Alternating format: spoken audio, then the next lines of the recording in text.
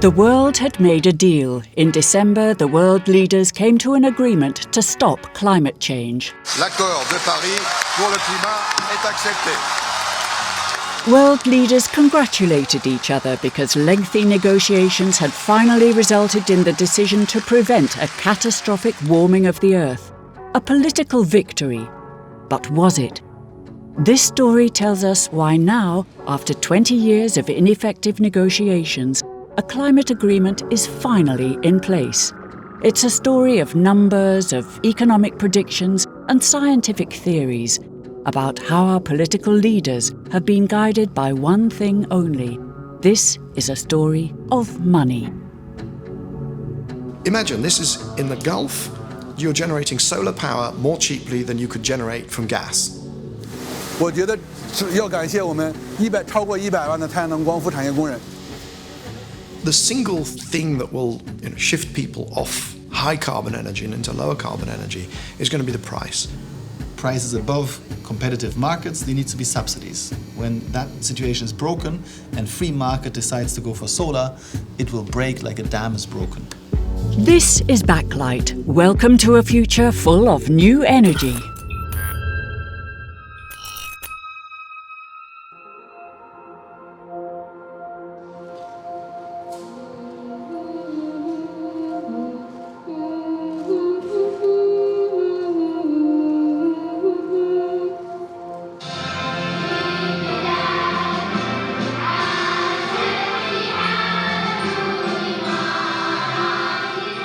The ink on the climate agreement had hardly dried when in January, the yearly World Future Energy Summit took place. In Abu Dhabi, world leaders, investors and businessmen assembled to talk about energy. Your Highness Sheikh Mohammed bin Zayed bin Sultan Al Nahyan, ladies and gentlemen. But they didn't just talk about the climate agreement. The main topic was what had happened to the price of sustainable energy. We have made a good start. There has been remarkable progress on many fronts. The fall in prices for renewable energy, especially solar energy, and the emergence of new business models are bringing sustainable energy within reach.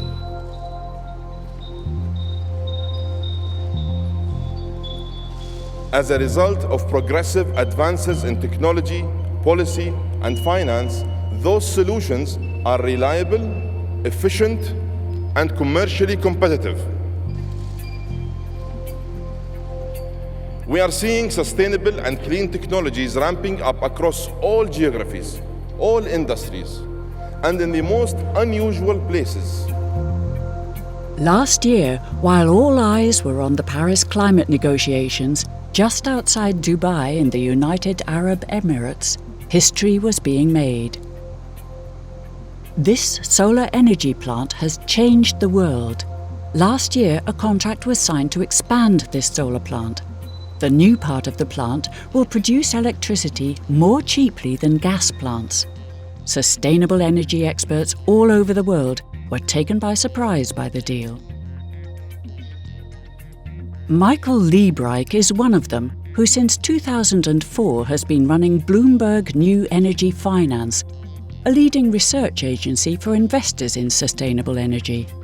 The DEWA solar project was really a wake-up call, particularly in the Middle East region, but really around the world, because it was an unsubsidized project, unsubsidized price, and it came in at 5.84 US cents per kilowatt hour. It opened the floodgates to a lot of countries saying, well, we would quite like a piece of that. So, solar energy which is cheaper than the electricity produced using cheap gas? The CEO of Dubai's electricity company, DEWA, was surprised when he heard the news. We are lucky, and it was floated at the right time, so we got the right price. The interest rate was down, and I think just we got the best price. You go to the big oil companies that produce reports on the future of energy, the Shells, the BPs, the Exxons, and so on. And they were at the time saying, oh, solar costs about 15 cents. And here was a project in Dubai that came in at less than 6 cents. So it was a wake-up call. I was not expected, really. I was here. Then I been informed that the tender were open. And I see Mr. The Secretary General of ARENA. He told me, Saeed, you are a benchmark in renewable. I said, what? Because, we are very transparent. We put the prices on our website. And he said he received 300 articles, about this price. So we are very pleased about the result and about this achievement. Imagine this is in the Gulf. You're generating solar power more cheaply than you could generate from gas. It changes everything.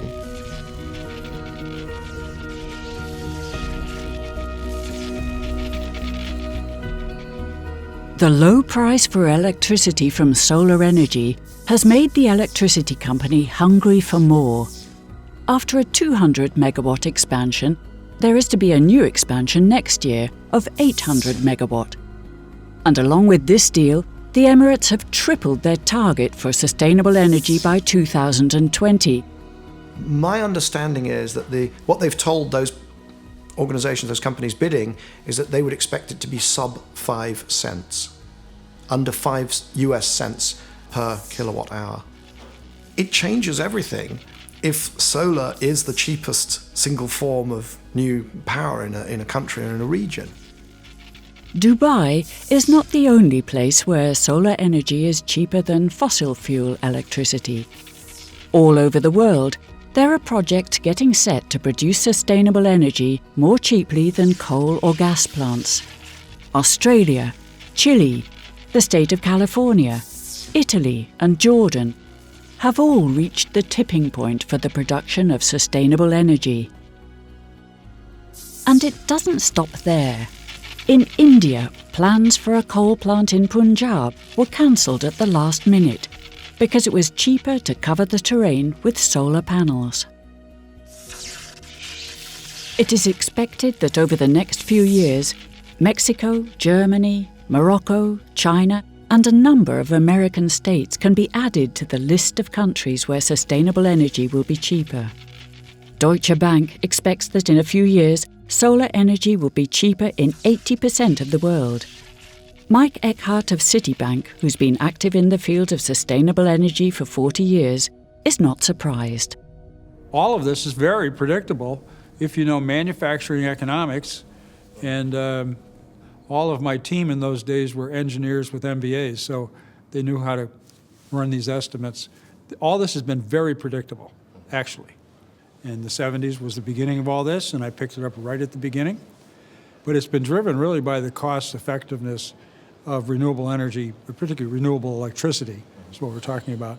Just in these last 3 to 5 years, particularly 5 years, the cost of solar cells has dropped tremendously.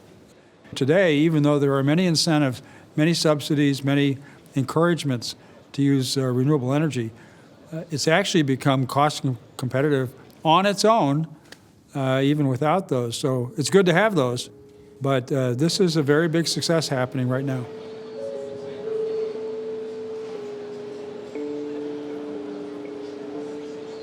I have never had any doubt that the costs of these technologies would come down. Early in my career, one of the things I learned to do was to calculate experience curves. The experience curve, the way it works is every time you double the cumulative experience in a particular activity, the costs come down by a roughly fixed amount. And I've calculated them in my career for many, many industries. Of course, in semiconductors, there's the famous Moore's Law, which is the 50% reduction in every 18 months. But that's really a special case in an industry which is doubling volume so quickly and so consistently in terms of the number of microchips and that pervade everything around us. That continues to grow at such a rate that the doublings happen very quickly. It's the same with whether it's the solar cells and panels or whether it's the inverters, or whether it's the software that you use to control it. Also, the wind turbines. There's a lot of steel and concrete involved, and that doesn't go down in cost quite as fast. But all of the wind-specific components, all the software that manages it, the blades, which are very specific, etc., that's all coming down in cost on these very consistent experience curves. The destination, that sense of inevitability, you have no doubt, because it's just wait and then you'll reach that tipping point.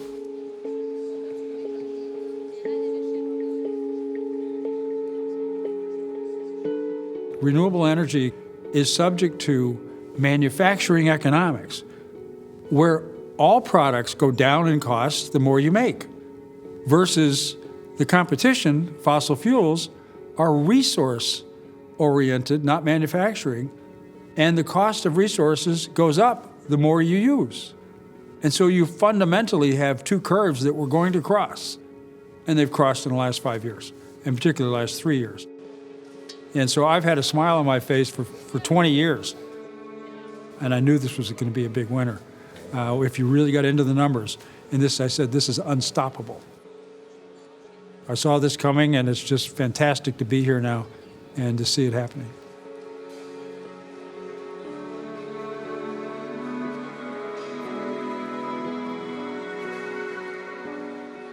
And then wind turbine costs have really come down as they build bigger towers, longer blades, more efficient gearboxes. The whole thing has just improved. And so the cost of solar electricity, the electricity from solar energy, has dropped 80% in the last 5 years. The cost of wind electricity has dropped 50% in the last 5 years. So in both cases, the electricity from wind and solar has come into economic competitiveness finally. To save us from climate change, the world needs to switch to sustainable energy. It is doable, but only if the energy becomes really cheap. There is one country where they have understood the urgency: China. There was the rise of a hugely important issue in China, which is air pollution in the cities. That is really a catastrophic situation, and hundreds of thousands of people's lives being blighted.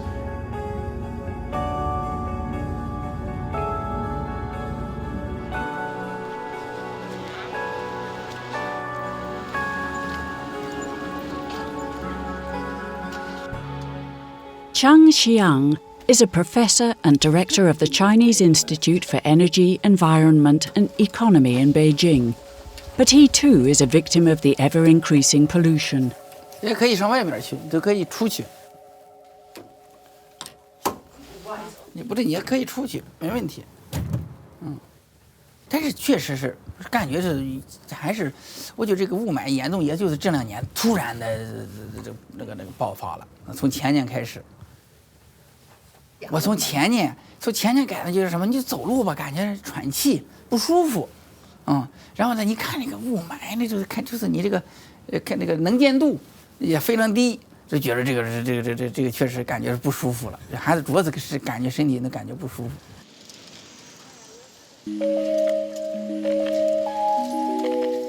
Most countries try to further the use of sustainable energy with a few subsidies here and there, but not China.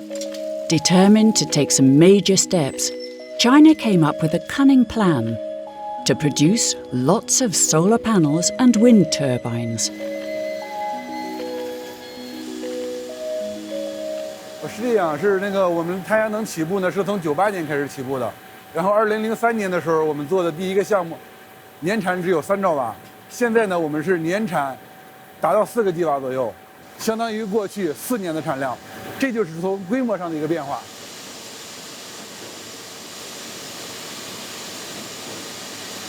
大家看到的，这就是一条完整的太阳能电池的生产线，这是整个太阳能组件的生产过程中最核心也是最关键的部分。通过这个环节呢，就是我们把太阳能硅片转换成太阳能电池片。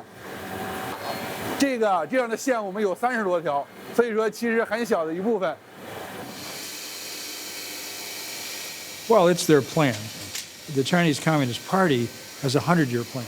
They set a plan where they would drive their economic growth with low-cost, coal-fired power to get wealthy. And then they would use their wealth to clean it up with clean energy.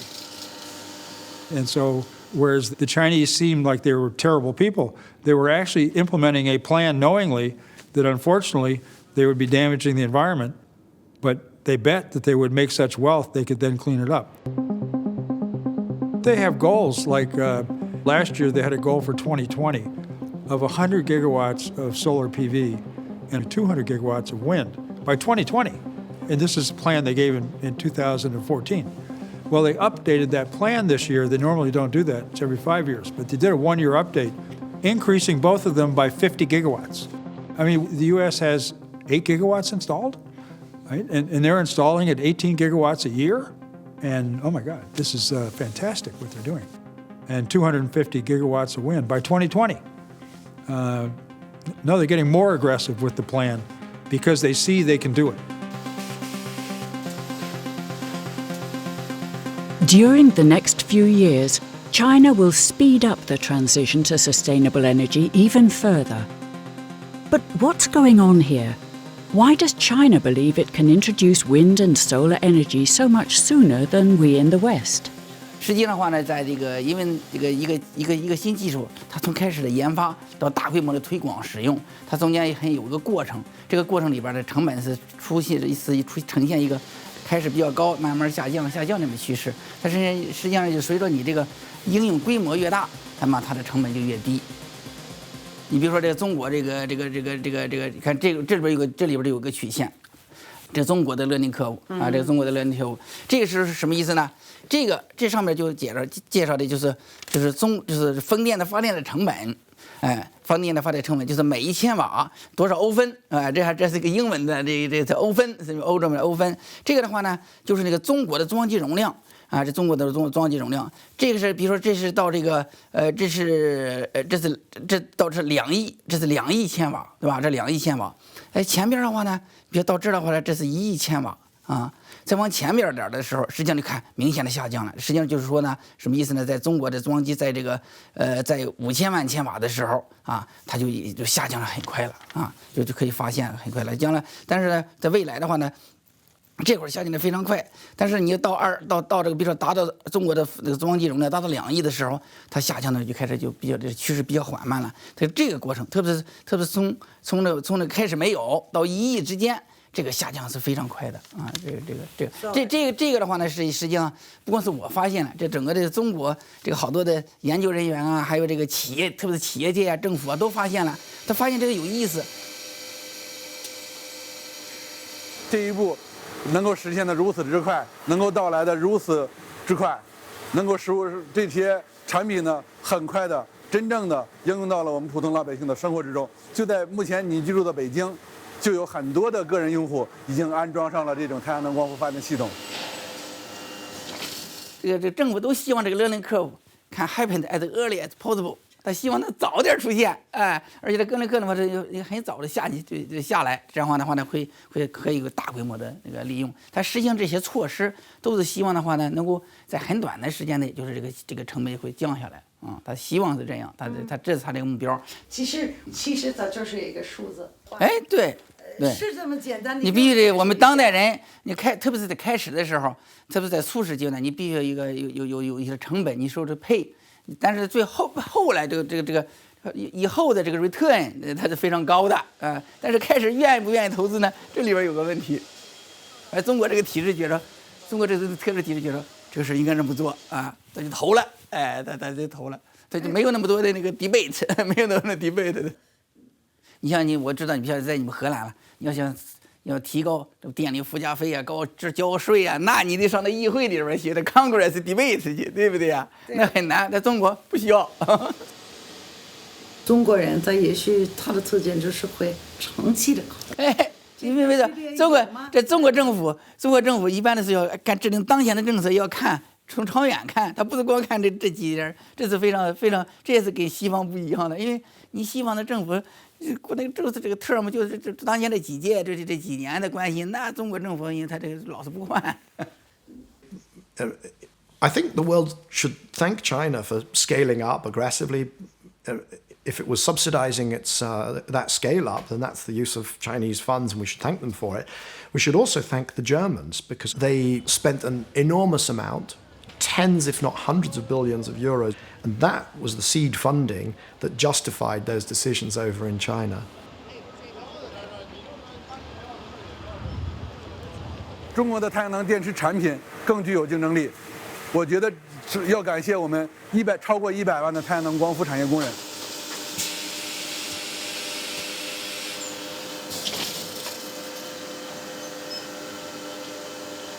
你中国现在也变成个 responsible nation， 这我们中国确实要做事情，你不能过去光在那美国在前面，我们在后边觉得哎呦可以，美国在那儿，现在我们觉得不行，我们不能这样，我们自己也得做贡献。 Because of the scale-up in production and the rapidly falling prices of wind and solar energy, the world of the big investors is beginning to turn its attention to what used to be called alternative energy. We see that investors that would have thought of investing in a wind farm as kind of weird and exotic and somehow, high risk and so on, and we see them now, much, much more comfortable. Jochen Wermuth is a German investor who has been operating in sustainable energy for quite some time.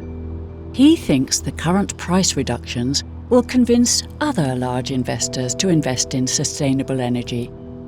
And he has very large investment funds in mind, such as the funds of the Middle East oil states. The aim is to collect money, to convince sovereign wealth funds to move billions, we hope. If you're sitting on, say, $2,000 billion worth of natural gas and $200 billion of cash, if you only allocated 1% of the assets to what I call the new industrial revolution, which is defined by competitive renewable power, greater resource efficiency, internet-enabled efficiency, decentralized power, they could actually be around in 10 years' time.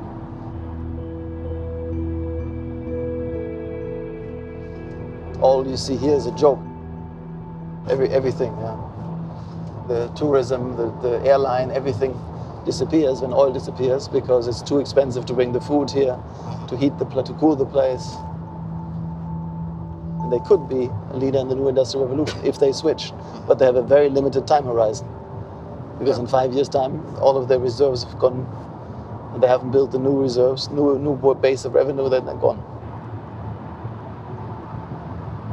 For example, Saudi Arabia, with $600 billion reserves, $60 billion deficit, in 10 years' time they're broke. So if they don't switch, they may lose their future. So one sheikh taking one positive decision, that would be a great signal.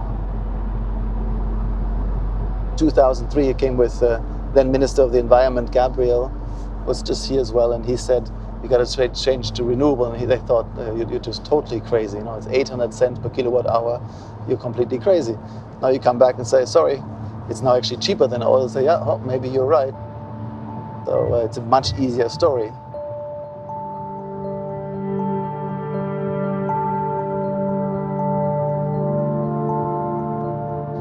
And what we need to do is explain to them that renewable power is so cheap for power generation that there's no chance for oil, gas and coal. But of course the life now is very easy. Oil comes out the ground, you do nothing, you drive your Ferrari. To think hard and to build new things. So what's the chance? I don't know. I'd say 25%, very optimistic. My colleagues would say 1 in 100 or 1 in 1,000, but I think because it's human, yeah? People care to have a future, they care about having a home for the people.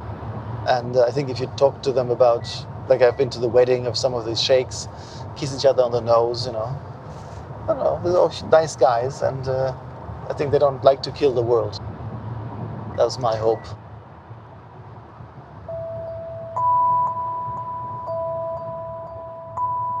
There are people like Fahad Al-Altiyah from Qatar who studied the sustainability and came to the conclusion that only if they move to 100% renewable power to create as much desalinated water as they need to feed themselves, then they will be sustainable. If not, this is These are castles in the sand and everything here will disappear.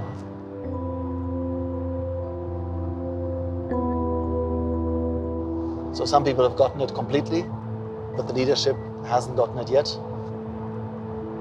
So part of the work will be to do an aggressive media campaign.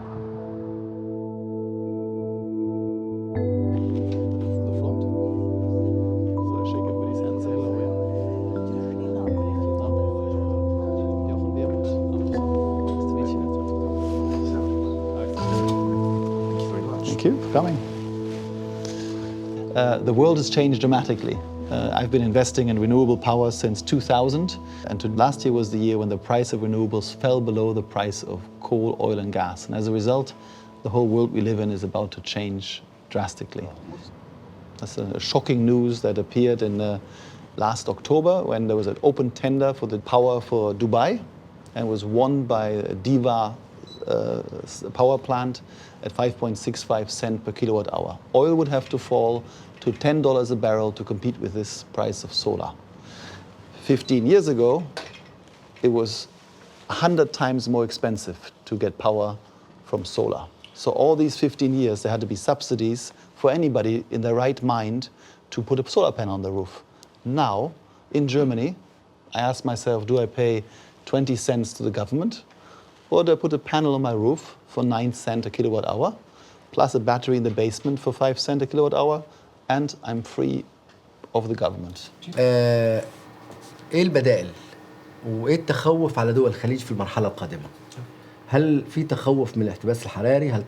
هل لازم نتجه للطاقه البديله او الطاقه المتجدده ونبعد عن الغاز والنفط الى حد ما؟ هل لازم يكون في صناعات تحويليه حقيقيه على ارض الواقع؟ So my recommendation to the Middle East is become part of the solution. Invest heavily in companies in Europe that have the solution to provide cheap and resource-efficient production sources. What funds have you got under management? So under asset management, we have 200 million and advise 5 billion. What have you averaged for the funds?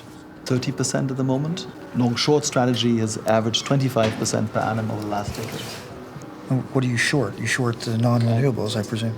Exactly. Okay. So we've been able to make a lot of money and do a lot of good in the world.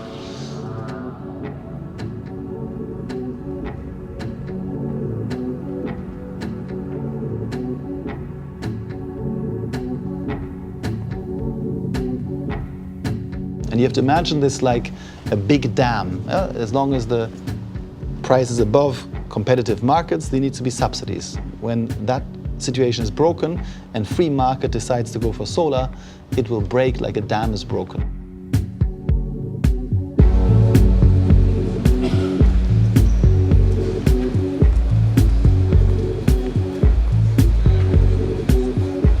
That transition from the incumbents in energy also enables social shifts, which are really long overdue. The energy industry is probably the most macho and socially backwards and corruption-ridden industry in the world. That's not even a controversial statement. That you could prove that just by reading a newspaper. This reduction in the price of sustainable energy is causing the reshuffling of many a deck all over the world. New major investors are seeing solar panels and wind turbines in a different light. I used to hear a lot about how, in theory, investor X or bank Y would love to invest in clean energy, but it was so risky. It was too risky. And obviously I was looking at it and thinking, well, the technology's not risky, and it might be a bit more windy, less windy, more sunny, less sunny, but you can deal with that. There's statistics, there's weather forecasting, there's insurance and so on.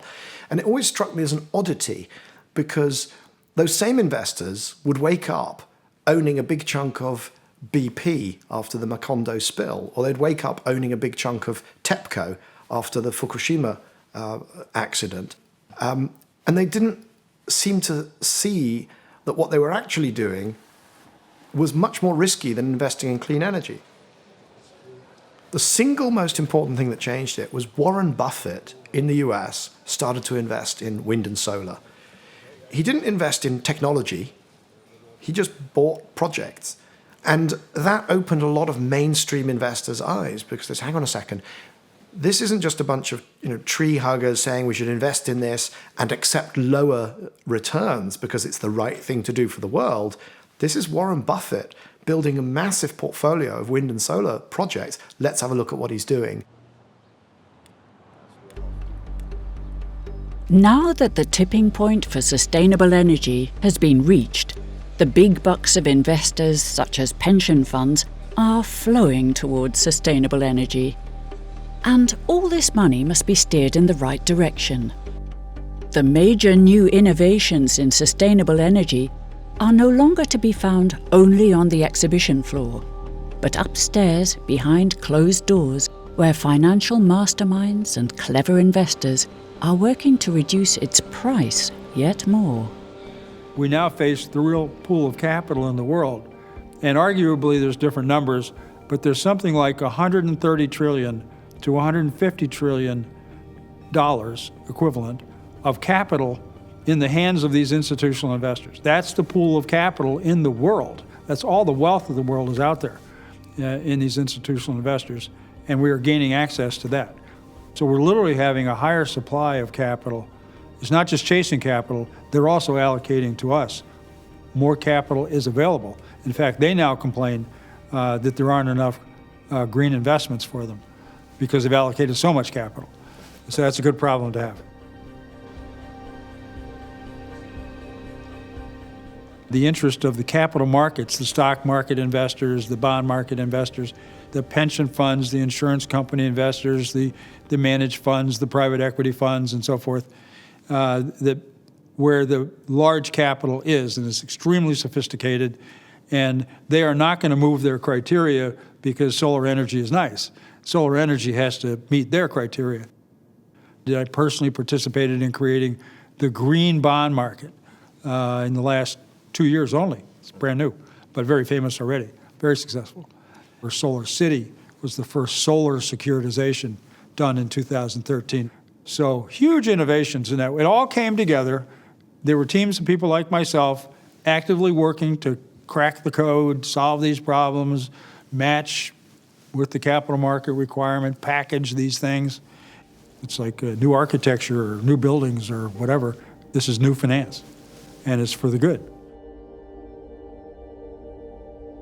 The combination of China's scaling up and financial innovations on Wall Street is resulting in rapidly falling prices for sustainable energy. In the Middle East, solar energy is so cheap that it's being used for the extraction of oil. In Oman, for instance, solar energy is being used to pump up heavy oil when this used to be done with natural gas. The price of wind and solar energy hasn't bottomed out yet. It is expected that over the next few years, prices will drop substantially. But even if wind and solar energy becomes dirt cheap, we're still not where we want to be. Never forget, we have to talk about the system, because as you get more and more renewable energy, intermittent energy in the system, so you've got to invest elsewhere in the system, in the grid, perhaps in power storage, in order to continue to operate. It's about ecosystem changes, where you can do some of this, and then that enables that, and then you can do some of the other, and then this changes, and so on. To use Facebook terminology, it's complicated. Now that sustainable energy will become permanently cheaper than energy from fossil fuels, more attention is being paid to avoiding fluctuations in the electricity supply.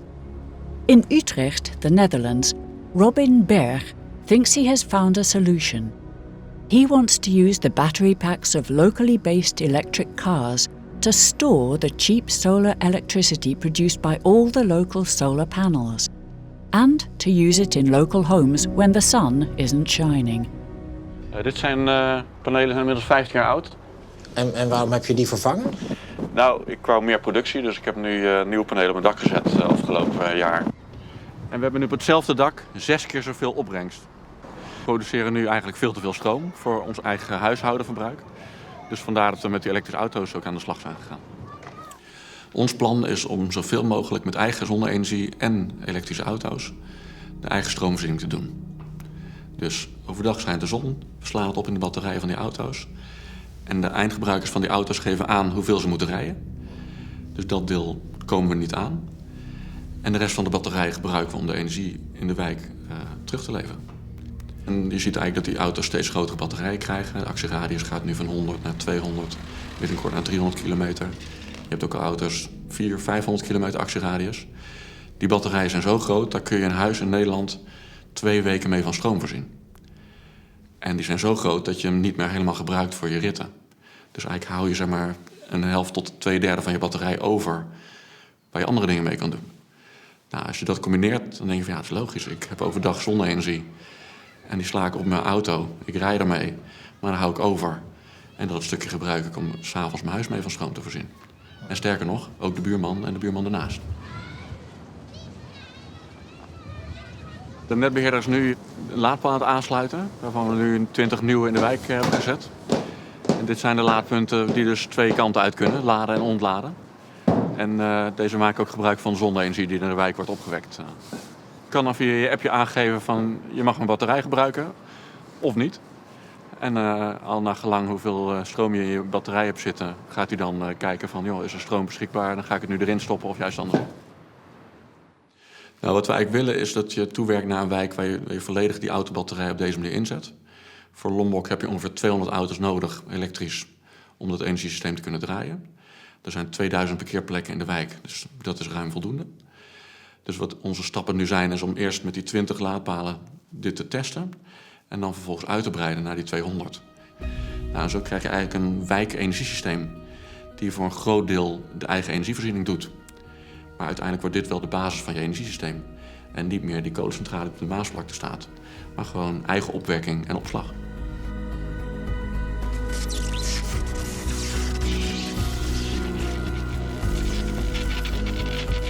This new energy system in Utrecht is a first in Europe. The project is still in its start-up phase. But what is to start with 20 car charging stations will expand rapidly to a storage system using 200 electric cars. And as the system grows, it will only work better.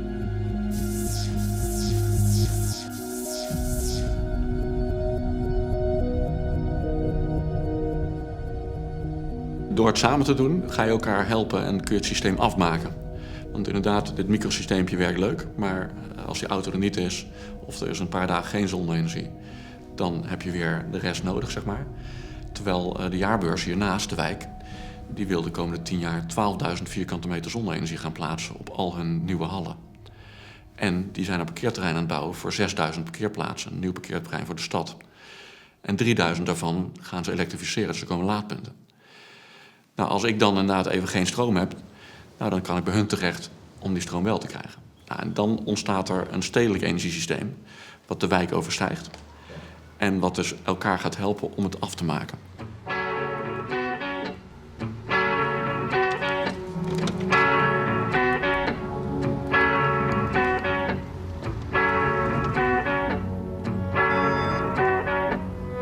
Now that the prices of solar panels and wind turbines are less of a problem, more emphasis is being placed on finding solutions to deal with the fluctuations in electricity production.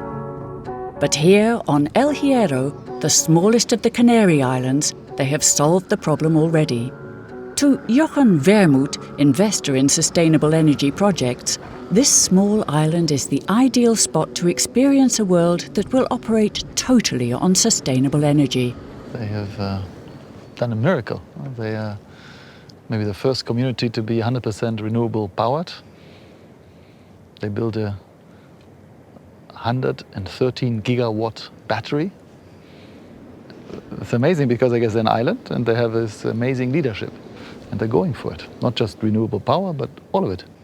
No waste, biological farming, great stuff.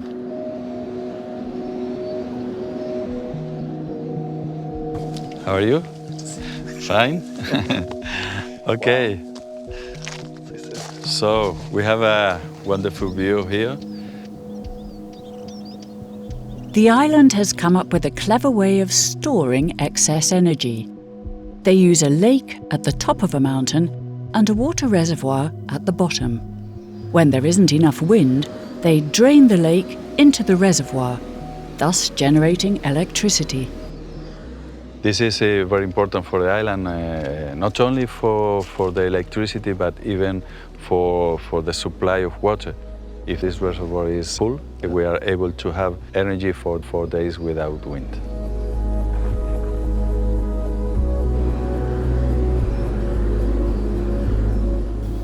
The project of Corona del Viento started with the idea to be 100% renewable on electricity. The island is very far, we are very small. Fuels are expensive and also are pollutant. So fuels help us to develop, but I think that at this moment, if we have a better solution, we don't have to stay on the past. To see you. Disculpa por el tiempo. Oh, no, okay. Estábamos... Good to see you.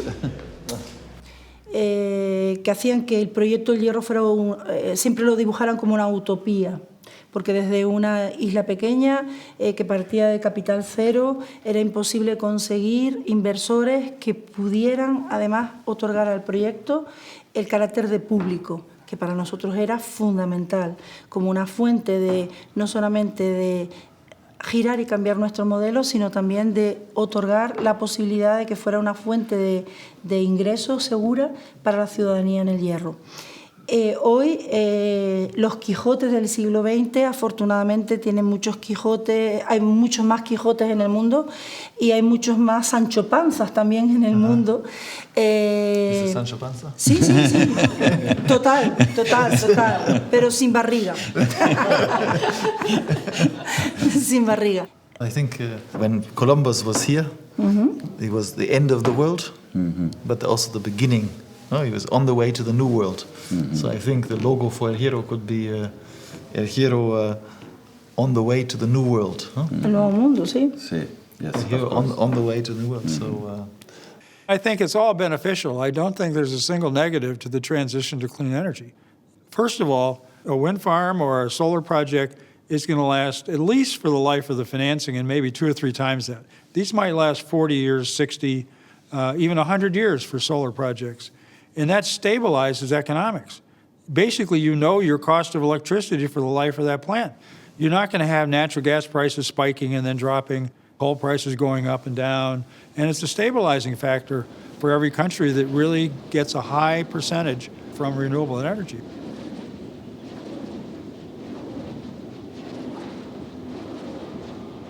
The more energy we produce from renewable energy is money that stays on the island. Because if we don't have to pay for gas or fuels that came from outside, the money stays on the island. Every step we made, we have looked for others' experience. Yeah. What someone has made on wind, what any other place has made on waste or on organic agriculture. And so we took inspiration from them and adapt to the conditions of the island. And now you can export your inspiration to the world. You can make the whole world renewable like this. Super. A bit more solar, a bit electric cars, and you're perfectly independent, huh? I do sense that the forces that act towards a geopolitical destabilization and violence are lessened the more we put in clean and renewable energy. It doesn't take it away, but it diminishes it, reduces it.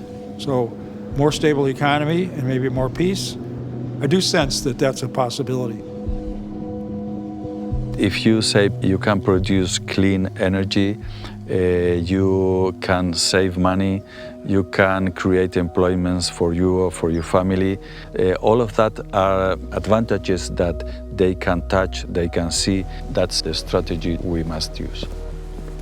There's a tipping point, and you see this also particularly with solar rooftops. So once you get a lot of homeowners who have them, it's very much more difficult for a politician to say, this is all alternative and silly and it's not mainstream and it's never going to work and so on, because more and more people have the technology and it does work and it does reduce their bills, and they expect their politicians to be on board. We feel happy when we see that the sea is a little bit rough. Before we was asking for calms for go fishing, but now every weather has its advantages. It's totally humbling and ridiculous that we are in a place where people are, they didn't have electricity in '82. They're driving cars for 10,000 euros. Wherever you go, they give you bananas for free or food for free or unpretentious. And they're way ahead of us, And they are committed because they know for the future of their children, the island, we need to do something. If these guys can do it, we can do it.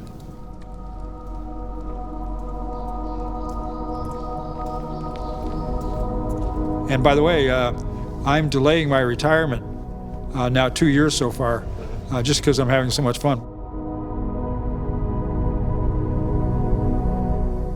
Ich hoffe, dass Ihnen das Video gefallen hat. Klicken Sie hier, um das empfohlene Video anzusehen. Bitte abonnieren Sie unseren Kanal, um Updates über VPRO Doc zu erhalten.